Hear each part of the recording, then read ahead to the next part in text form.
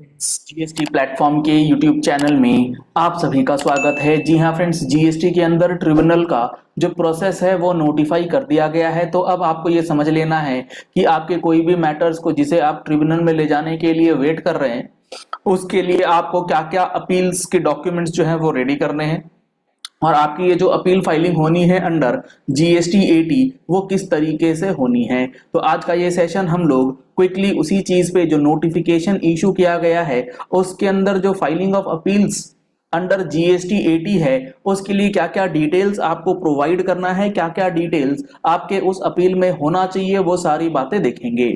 यहाँ पर आप देख पा रहे हैं इंस्टीट्यूशन ऑफ अपील्स के लिए जो प्रोसीजर दिया गया है, जिसके अंदर इन्होंने बता रखा है कि फाइलिंग ऑफ अपील्स जब आप अपीलेट ट्रिब्यूनल के अंदर फाइल करेंगे तो वो आपको फाइल करना है online on the GST 80 portal. Sir ये जो जीएसटी 80 का पोर्टल है क्या ये आपको gst.gov.in पे जाकर के मिलेगा? जी नहीं, जीएसटी 80 का सेपरेट जीएसटी पोर्टल जो है वो लॉन्च किया गया है। जीएसटी 80 का ही पोर्टल है gst80.gov.in।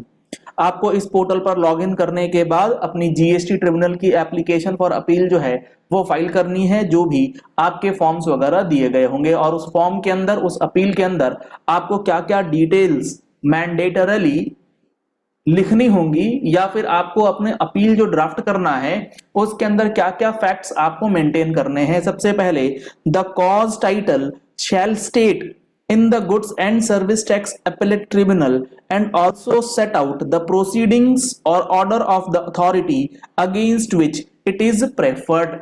यानी कि जब आप अपनी अपील की फाइलिंग करेंगे जीएसटी 80 के सामने तो आपको उसके अंदर मेंशन करना होगा एज अ टाइटल कि आप in the goods and service tax appellate tribunal में आए हैं और कौन सी प्रोसीडिंग्स या कौन से ऑर्डर के अगेंस्ट आप, ये अपीलेट अथॉरिटी की ऑर्डर्स हैं या कौन से ऐसे डिसीजंस हैं जिससे आप अग्रीव होकर के अपीलेट ट्रिब्यूनल के दरवाजे आ रहे हैं, वो सारी डिटेल्स आपको उसमें मेंशन करनी है।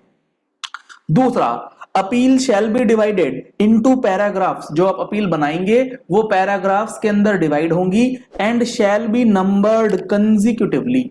और आपका जो अपील फाइलिंग होगा, ड्राफ्टिंग होगा, वो सीरियली नंबर्ड कंसेक्यूटिवली होना चाहिए। And each paragraph shall contain as nearly as may be a separate fact or allegation or a point.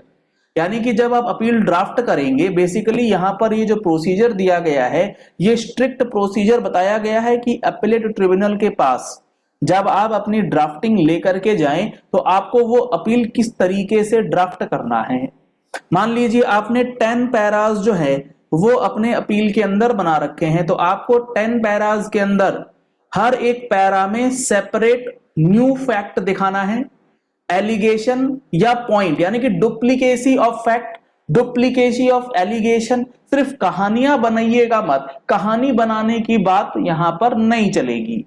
Fact to fact, point to point, allegation to allegation आपको अपना rebuttal, अपना reply, अपना grounds जो है वो तैयार करना है।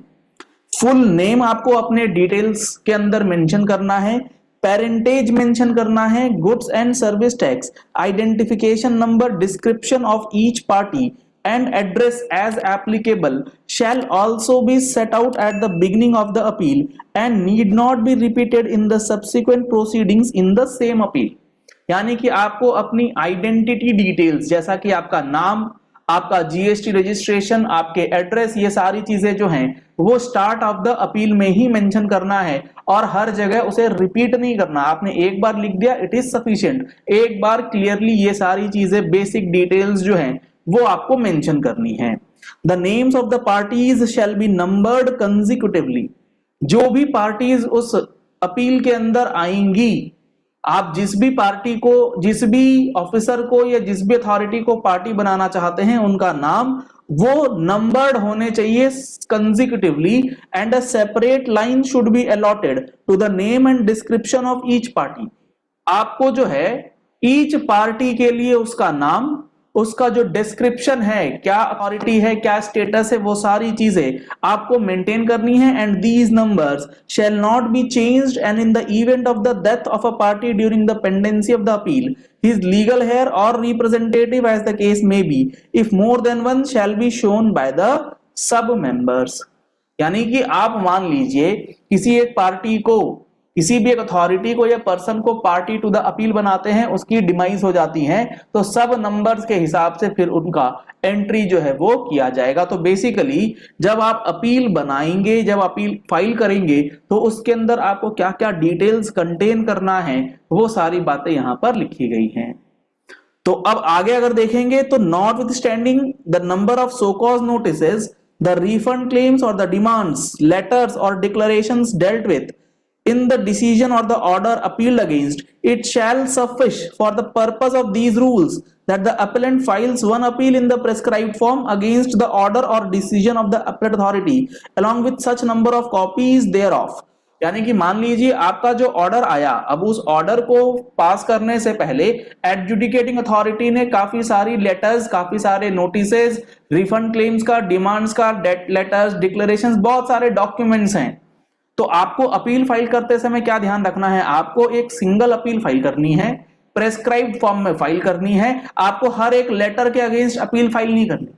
तो ये बेसिक चीजें भी यहां पर बताई जा रही हैं कि किस तरीके से आपको अपना अपील जो है वो ड्राफ्ट करना है। In a case where the impugned order in appeal has been passed with reference to more than one orders in original, यानी कि जो आप, अब बात आती है क्या कि अपीलेट ट्रिब्यूनल के पास आप कौन से ऑर्डर को लेकर के जाएंगे, प्रॉपर ऑफिसर ने जो ऑर्डर पास किया है वो, या अपीलेट अथॉरिटी ने जो ऑर्डर पास किया है वो।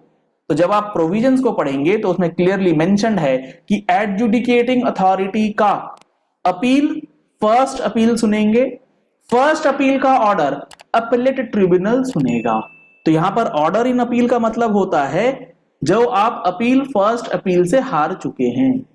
तो आपको ये प्रोविजंस की भी जानकारी होनी चाहिए। इसके लिए आपको जीएसटी के प्रोविजंस और सेक्शंस की फुल नॉलेज होना बेहद जरूरी है। तो आप इसके लिए हमारा जीएसटी का जो कोर्स है वो ज्वाइन कर सकते हैं। उसके लिए आप हमारा mobile application GST platform play store से डाउनलोड कर सकते हैं। वहां पर आपको पूरी इंफॉर्मेशन जो है, एक एक चीज जीएसटी के एक्ट और रूल से रिलेटेड बताई गई हैं। कॉन्टैक्ट नंबर्स आपको स्क्रीन पर दिए गए हैं, आप दिए गए नंबर्स पर कॉल करके, व्हाट्सएप करके भी फर्दर डिटेल्स जो है वो ले सकते हैं।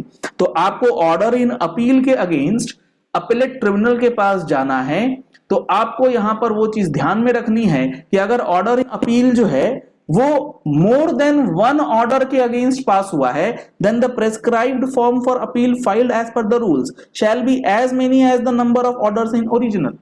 यानी कि जितने ऑर्डर्स इन ओरिजिनल है उतना ही आपका ऑर्डर इन अपील होगा। मान लीजिए 2 OIO थे, 2 ऑर्डर्स आए थे जिसके अगेंस्ट आप चले गए थे अपील में, तो आपके पास ऑर्डर इन अपील भी 2 आए होंगे। अब ट्रिब्यूनल के पास भी आप 2 अपील लेकर के जाएंगे।